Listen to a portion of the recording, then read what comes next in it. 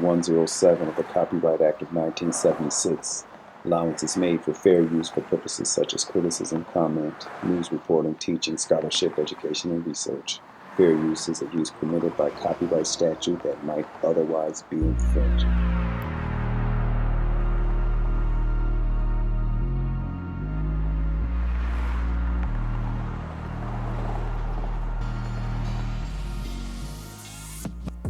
In this freestyle video essay, I want to talk about something that I know it's probably been it's something you've had to contend with, most of us anyway, in some form or another, and that's traffic and the rage that it seems to induce in us. I was driving, as I normally do.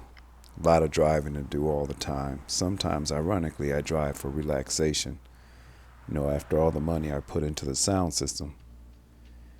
And it's like the other side of it, though, is you're driving, and it seems to be just hella stressful.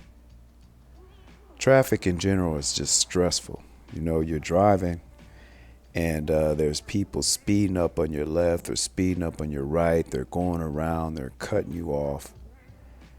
And I want to talk about in this video traffic as a metaphor for just stress and social conditions in general. And what I mean by that is, if we just look at traffic in and of itself. So you got a lot of people. Everybody presumably is trying to get somewhere. You're crossing paths constantly. It's designed for people, at least in some spaces, that are going in the same direction. But as you know, people in the context of traffic seem to get a competitive mindset based on their personalities. Either people are racing, they want to race you, they want to get ahead of you. If you're pulling ahead of them, that seems to trigger an acceleration on their part, or they'll cut you off and try to block you and slow you down. And it's not only the obvious sort of metaphor that aligns with life and the competitive nature in the city, but it seems like there's got to be something that's going on a deeper level. And what I mean by that, it's traffic isn't natural. It's not natural. When you look at human beings, we have bodies, we have mechanisms that propel us forward and get us places where we want to go. Those are our legs. And the fastest human maybe runs at 29 miles an hour, the record 28, 29. And then our eyes and our cognitive reasoning is designed to perceive the passing environment and obstacles in accordance with that pace. But what's happened in artificial society, where we have machines now that we get inside and they propel us at unnatural speeds, that means speeds that are not part of organic nature. It's machinery, it's tires. They separate you from the surface of the earth. That we used to have to walk and run over. They separate you from that, and through these mechanisms, they propel you beyond 28 miles an hour, 20, 30, 40, 50, 80, 90. People are speeding down freeways. They're speeding along the surface of the earth at a pace that, whether you believe we were here for 5,000 years or 500 million, we were never designed originally to operate and process at those speeds. So not only do we subject our minds, we subject our brains and our perceptions to an overload, to a pace of processing and information that is unnatural to us. And not just that. You think about in the past, we were mainly surrounded by friends and family and people that we knew. And when we needed to go out, say we either went out as families or as groups of men to hunt, to investigate something, to make sure the perimeters of the village were sound. We did that together. And in any event, most of the time you're surrounded by somebody you know and you trust. If you were out on your own somewhere and there was suddenly a stranger that came rushing up from your left or your right flank, that typically meant war. It meant war, it meant danger, whether it was another person or an animal. So this triggered the fight or the flight instinct. I mean, it made you jump, it made you look, made you reach for the weapon. And this natural fight or flight instinct, I think, is still there. You know, it happens on a subconscious level, and sometimes it's on a conscious level with certain people in traffic.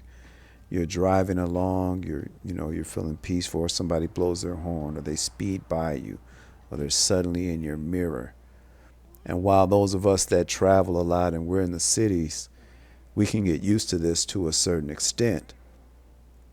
I think on a deeper level, it's that constant overload of information and sudden information input. It triggers a constant fight or flight response on a subconscious level, which is highly stressful day in and day out. I think this is one of the reasons why traffic is, as it is, it's so incredibly stressful.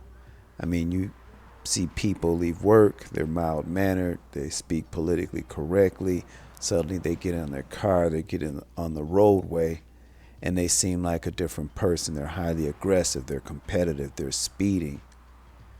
And I don't think it's just because of the obvious sort of racy nature that's in traffic. I think on a very subconscious level, it is that fight or flight instinct that's being constantly triggered, which is going to make the person either speed or react aggressively. The very definition of fight or flight. And I think this instance of traffic can be applied to different situations. I mean, you can take that, you can apply it to the quintessential rat race of the human existence, whether you're in New York, Chicago, you can be in an office building. It's the mental stressors that happen in these competitive environments where people perceive that they're trying to get ahead, but the person next to you, you don't really know them. And there's this sort of competitive and cutthroat environment that happens. I mean, back in the day when people had to rely on their own legs, their feet to transport them, even a horse, if you want to argue with that, if you want to make that argument, there's still a limited speed and duration at which that pace can be kept. And when you came upon a new city or a change of environment, it happened gradually. Nowadays in the artificial environments, you leave one place, you hop on a plane, you fly through the air, and then when you touch down, you're in a new environment. Worse than that, you're sitting in front of a computer and you can instantly change landscapes. You can change what's on that monitor. You can change the faces that you interact with. You go virtually to different environments. And as far as stimulus and input, on a subconscious level, the perception, the brain, as far as it's concerned, you're engaging with a different place, a different person. Except what you've done is you've stripped away the natural process that typically would happen to get you to that point, whether it's traveling to a city, whether it's interacting with a person online. Sometimes the brain, it just can't differentiate, this on a subconscious level, or it just cannot fully extrapolate these artificial realities from actual reality in terms of its own reaction and stressors. So the fight or flight instinct happens in traffic. It happens online. We know that one of the two biggest themes online is pornography and its violence. It's demonic activity. It's graphic violence. If you look at You go on to one of these platforms and you're scrolling for a movie to look at. You see a lot of demons, a lot of possession, a lot of people standing around with axes and shadows and silhouettes, and the sort of horrific nature of those things, instantly changing an environment and immersing oneself into this imagined violence, which is real for the brain on many subconscious levels. The stimulus of, changing these virtual partners and provoking a physiological response in the body. Dopamine spikes, hormonal spikes, changes. This sort of stimulus overload is bad. It's a stressor. And whereas before our ancestors, they had to encounter actual dangers in the real world and react to these stressors, nowadays, as the world becomes increasingly artificial, these stressors and this overstimulus may be artificial in many ways, but the stressors and the negative components are very real.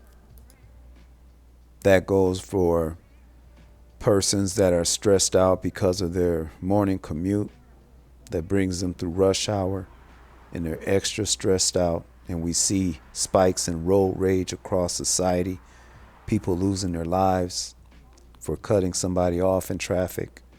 The perception that you've cut them off in their lives, you've triggered a fight and a flight response, and they chose to fight. Either that or 20-something-year-old man who's experiencing erectile dysfunction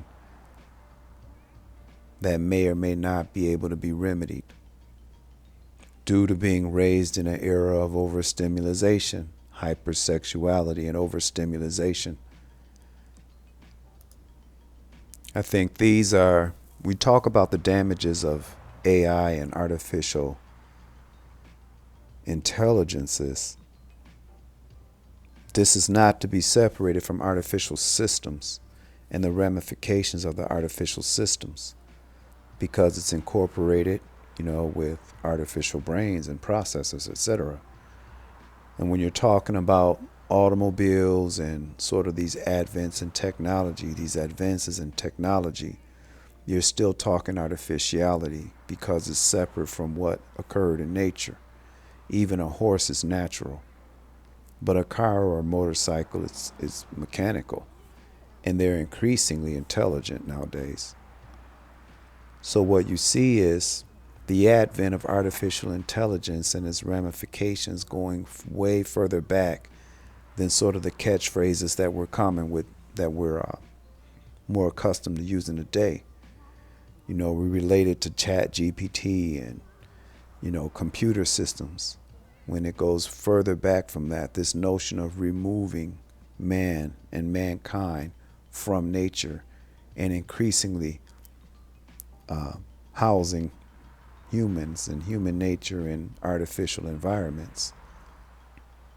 That goes back even to the latest advance in industrialization and urbanization, moving people from more natural farm environments and shuttling them in vehicles into structures that are cornered, that are angled, concrete, steel, that represent barriers that they have to go into and remain for certain portions of their life, not allowed to leave, until the end of the day in some cases, and in the most extreme cases, permanent prison systems.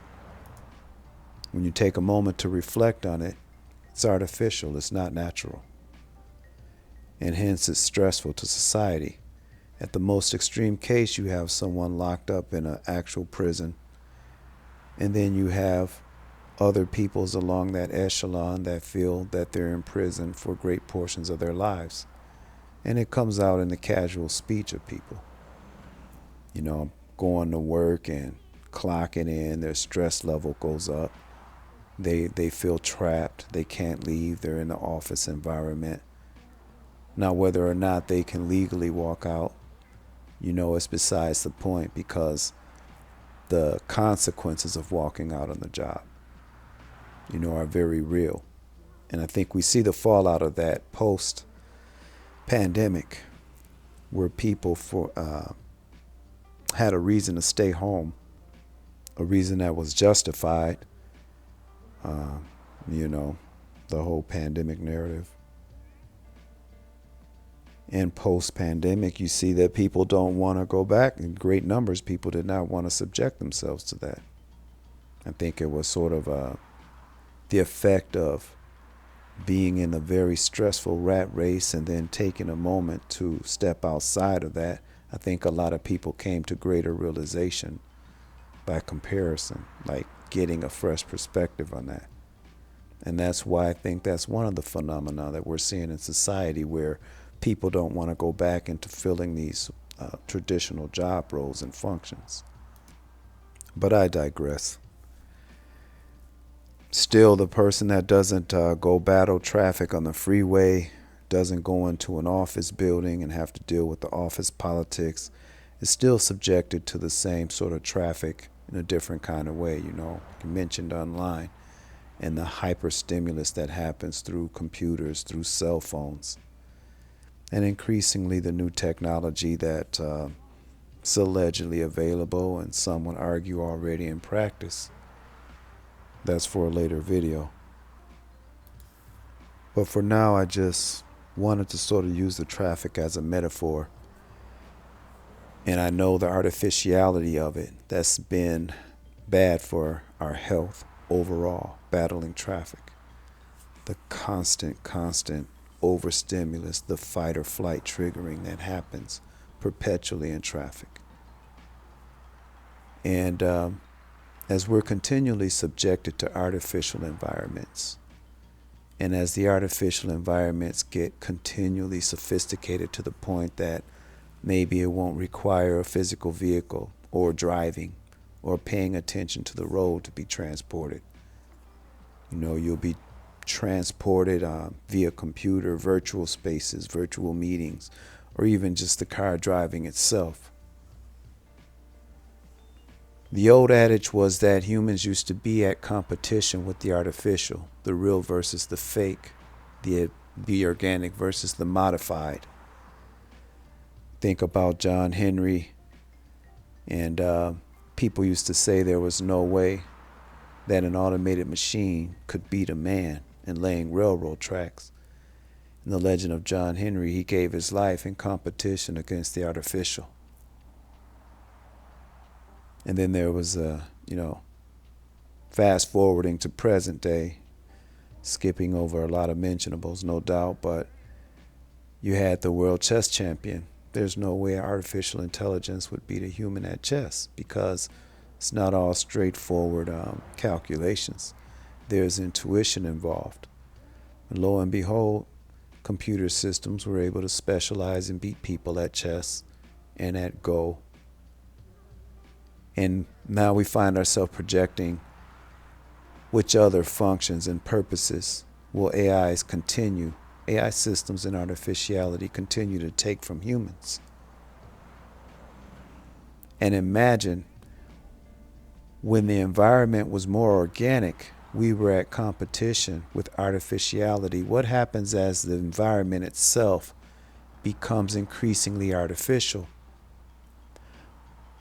What does that mean for home court advantage in terms of humans trying to compete with artificial systems and intelligences eventually?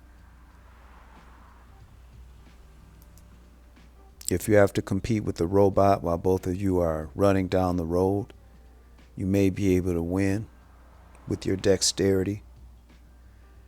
But if you're both speeding down the road at unnatural speeds, and now you're facing a processor that processes or is capable of processing billions of bits of information per nanosecond, per millisecond, at that rate of speed, would you be able to compete? Likely not, because the environment is artificial and you're organic. And as our environment continues to change and become more artificial, like I said, what will that mean in terms of us trying to have roots, have organic roots in an artificial environment, and to be able to grow, let alone compete with artificial systems in its own environment, in this environmental makeover that's happening right before our eyes, right before our minds. I want to talk about some possible solutions, some practical things that each one of us can do, can put into practice in our everyday lives. Before that, I want to cite just a few citations from a couple of articles, and I'll mention them here, put them in the description. This is from Urbanization and Mental Health. I just want to cite these to sort of highlight some of the theories I put forth in this video essay. This is from the first page of Ways In. Impact of urbanization is associated with an increase in mental disorders. The reason is that movement of people to urban area needs more facilities to be made available and infrastructure to grow. This does not happen in alignment with the increase of population. Hence, lack of adequate infrastructure increases the risk of poverty and exposure to environmental adversities. So in other words, this is the notion of competitiveness, of racing, of competition for resources, cramming people into the same spaces, onto the same highway with limited spaces for access. So you see this merging that needs to happen, this competition for space, these people cutting each other off. It's the same concept. This article goes on to say, further, this also decreases social support. As the nuclear families increase in number, poor people experience environmental and psychological adversity that increases their vulnerability to mental disorders. So you're in that competitive lane. People are getting by you, they're speeding by you. There's a competition for resources. And in those sort of do or die, ride or die environments, it's harder to maintain those bonds of family, of intimacy, because as the competition increases and the stress increases, so does the distrust. So does the ferocity, the ferociousness that's going to come out of people on an instinctual level, on a more animalistic level. And you're in their eyes, you're a brother, you're a father, you're a son. But on a more primal level, where it's fight or flight, people tend to become competition. I believe that's where the adage comes from. When push comes to shove, you find out who are really the ones that you love and that love you. I digress. Quoting again, the range of disorders and deviances associated with urbanization is enormous. Some of the disorders are severe mental disorders, depression, substance abuse, alcoholism, crime, family disintegration. Dementia and major depression are the two leading contributors, accounting, respectively, for 1/4 and 1/6 of all disability-adjusted life years, meaning people are living closer and closer to dog years than they are to human years. And the quality of those years of life are not only on the decline, but the actual amount of years and the amount of time decrease for the individual in these settings. Not just in terms of quality, but in terms of actual time and years that they will live. And this sort of effects of urbanization / neo-industrialization / traffic jams. It's not just something that's unique to certain pockets or quote unquote urban centers within the United States, i.e. where black people are. But I think it's the nature of the beast. This article states that rates of increase are not uniform. Numbers are forecast to increase by 100% in developed countries between 2001 and 2040, but by more than 300% in India, China, and their South Asian and Western Pacific neighbors. So while the nature of the beast and the bully may be to start with the most vulnerable in social echelons, the nature of the beast is insatiable, the appetite voracious, and like the Titanic, it may start to flood at the bottom, at the lower decks, but eventually it does reach the upper decks where the music is still playing and there's the false sense of security, but it's all part of the same ship. Well, all that being said, it is what it is. You know, the world is in the state that it's in. There are urban cities. People have to work. People have to eat. People have to run the rat race. What can we do in the context of this? Well, just want to talk about a few possible solutions. And as a layperson, I would say the most easy and effective solution, the most sensical one, would be to get out of urban areas. But obviously, shout out to Pastor Dow. But obviously that's not a possibility for everyone. So what is a more sort of comprehensive approach for the person that may be, obligated to career in urban life? This is from an article titled 16 Simple Ways to Relieve Stress. This is a medically reviewed article. I'll put the link here in the description as well. Now, as I read through this, I don't agree with everything mentioned in this article. I don't even agree with the political tenor of the article in general. Some of the things they mention here I think are potentially problematic, but that's a matter of culture and politics rather than practicality. I'm going to list the 16 items that they mention here in a practical context. And then these are real things that you can do and apply to your situation specifically while avoiding the greater context of policy and culture within which this article may have been couched. So here we go. Number 1, get more physical activity. I think that this is something that's overlooked in the sense of people, especially on levels that are less familiar with physical activity or educated about it. It's not just about looking better or feeling better physically. It's about producing certain hormones and stabilizing sort of the hormonal balance and the chemical balances within the body. And this happens during physical activity. This is why it's so good for you. This is why even if you see elderly people walking or doing some just sort of trivial routines just to get physical exercise, it's not that they hope to change their physique, and look like a bodybuilder or a track star. But what happens is you're able to influence mood from a physiological standpoint.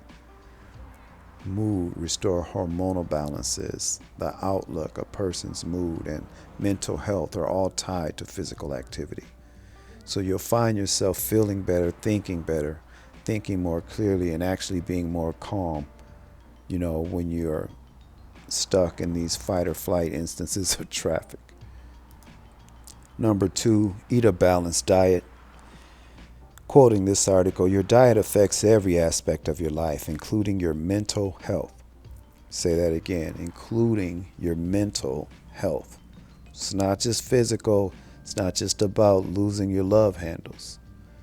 It's about mental health as well. Again, talking about the hormonal balances, the hormones in your body, and sort of what your brain needs as an organ to be able to deal with the increasing amounts of stimulus that we find in the environment.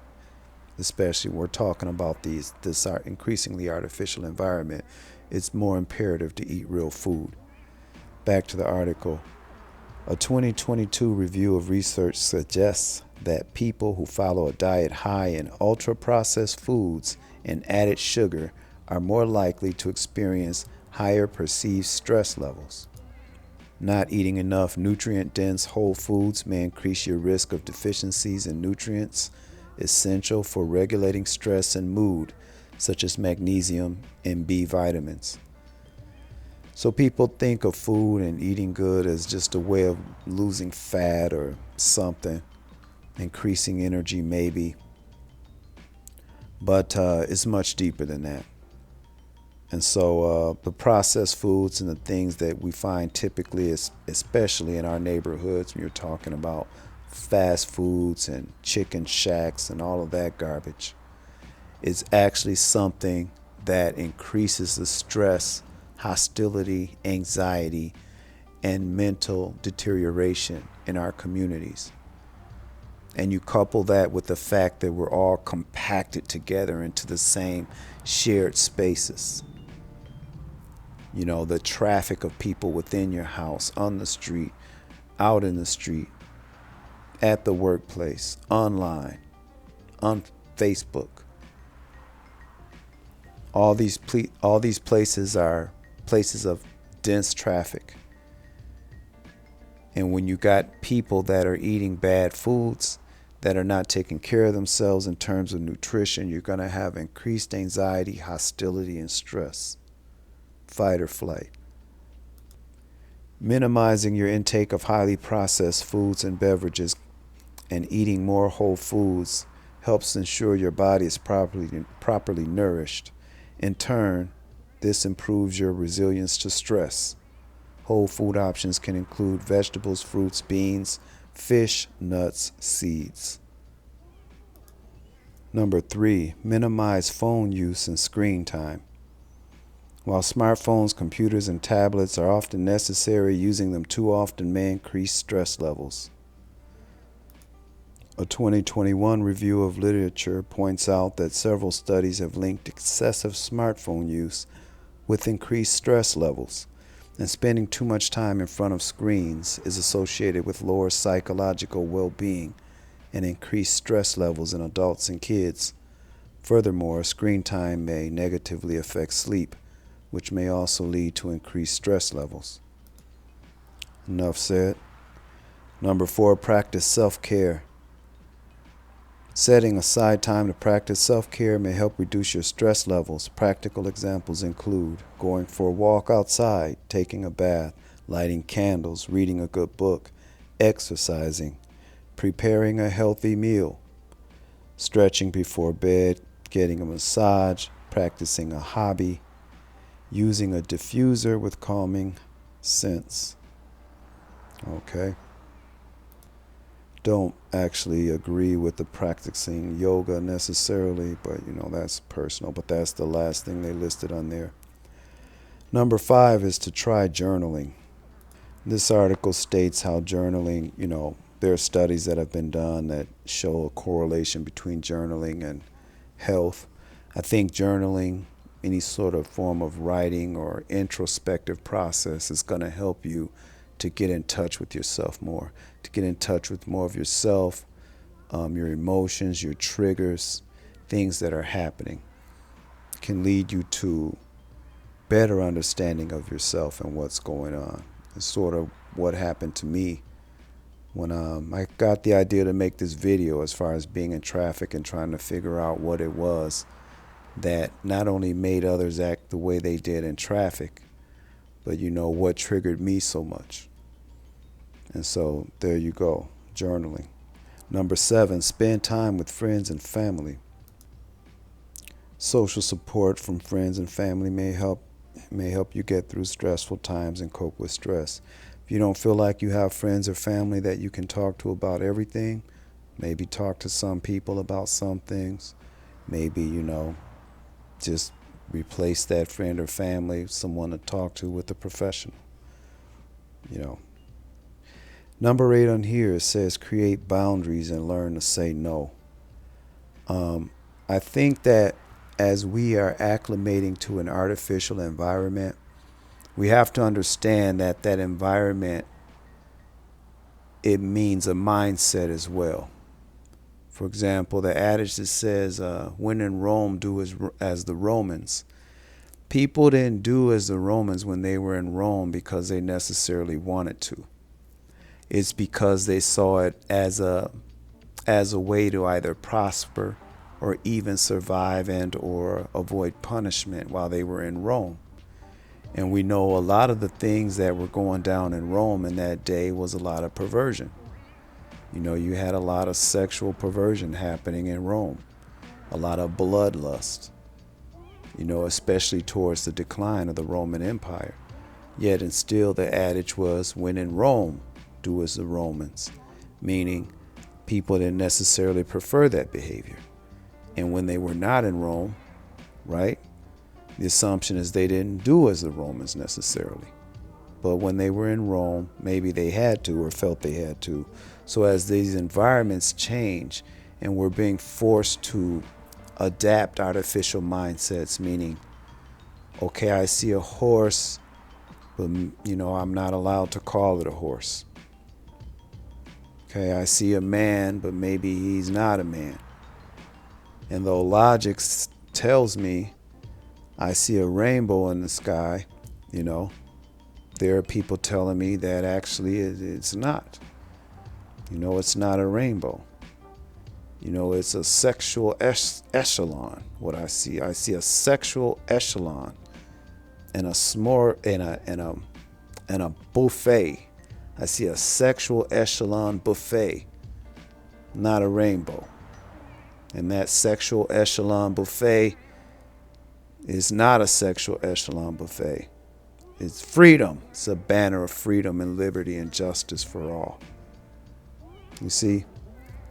And as we're in environments that not only become artificial, they force or pressure us to adapt artificial mindsets. That is, mindsets that are not real, to be able to get along in that environment, i.e., when in Rome. So, practicing self-care, this article states it as saying, knowing when to say no, saying no, and standing on it. Surely in this article, they're not, speaking explicitly about that. They're saying set boundaries. Now, your personal boundaries are boundaries that you set, right, so that you don't get violated. You can become violated on different levels. There's the obvious right out physical violation that can happen to people when boundaries are not respected. But cognitively, mentally, emotionally, if you are looking at a horse or a dog or a banana or a rainbow, and it means something to you, the fact that someone comes in and they're trying to encroach on your environment, in your personal space, and dictate to you what it is you're seeing and what you must believe, you have to know when to say no. That can be stressful and challenging in the moment when there's such a great social pressure to say, yeah, it's a sexual smorgasbord and not a rainbow. There's a lot of pressure to do that. But sometimes with tact, you have to know when to say no. There's language you can use. There's no means no. But in any event, on the most intimate level, you have to know what it means. And when the time is right, you have to say what it means. And so this article says saying no and knowing when to say no and sticking to it is good for the mental health. Let's move on. Number 9, avoid procrastination. Sometimes you put things off. You have a purpose. You're supposed to be doing something, and you put it off, and the time is going by. And while that thing you're supposed to be doing is on your mind, but the time is going by, that's an anxious feeling. It's anxiety. I should get on YouTube and make another video.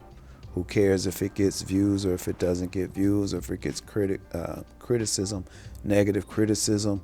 I still have to do it. Monday goes by, Tuesday turns into Friday, into another Monday, and you haven't done it. That can produce anxiety. get to it. I mean, these next three, I already said I don't necessarily agree with yoga, but that has to do with its sort of the history of it. I don't necessarily disagree with meditation objectively, stretching, breathing exercises, etc. It's just the notion of yoga, I would say be careful with that. Number 10, though, it says take a yoga class. Again, I don't condone that. Number 11, practice mindfulness. Being aware of your surroundings, aware of yourself. It sort of ties in with journaling, I would say, meditation, and ultimately prayer. There's a difference between prayer. When you pray to the Most High Yah, you pray to the Most High God, that is a purposeful prayer. That's different than meditation. Okay? If you pick up your phone and you open a line, when you open your door, and you don't have a specific visitor that you're inviting in, you just open the door and you leave it open. And say, I'll leave your door open, empty the house, open the door, let it just be open and feel the wind come in and out and yada yada. Some of these sort of practices that these meditation exercises seem to infer, just open the mind and leave it open for the universe, etc. It's like opening a door and just, whoever can waltz in and out. And if there is a real thing such as the universe, a mindful universe that's going to visit you, then it stands to reason that there is cognitive intelligence. You don't know who you're inviting in the door. So it would be better to have a specific visitor that someone you trust, you open the door for. To me, that's the difference between praying specifically to the Most High God versus just an open, come invade my house meditative state. Anyway, I digress. Number 12 is cuddle. Do that at your own risk and discretion. 13, spend time in nature. That goes back to getting out of the environment, getting off the freeway and, driving down to the campgrounds, I guess. 14, practice deep breathing. That will go along with prayer and meditation. 15, spend time with a pet.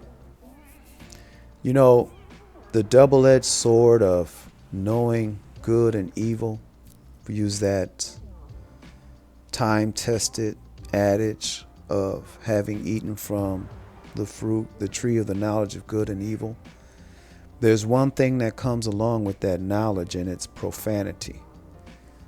So while you go through the rat race thinking like a human,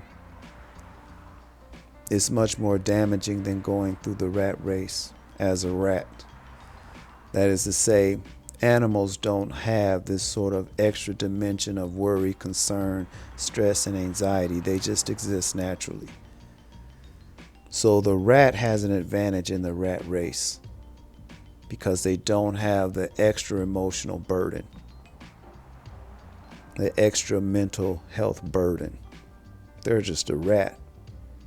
And when you connect with pets, for example, dogs, they know you have different energy. You leave, you come back, you have different energy. They whimper and they respond to that. They'll even reflect the energy you have, whether it's positive or negative. But one thing about them is that it's like they relieve that from you because they don't believe it. If you come in with a bunch of stress and you share it with them, they're like, I don't believe it. So they're not going to encourage you in that. They're not going to, it's like having someone that just, unconditionally just accepts you and then just takes it away. And so spending time with the pet is like spending time with a non-judgmental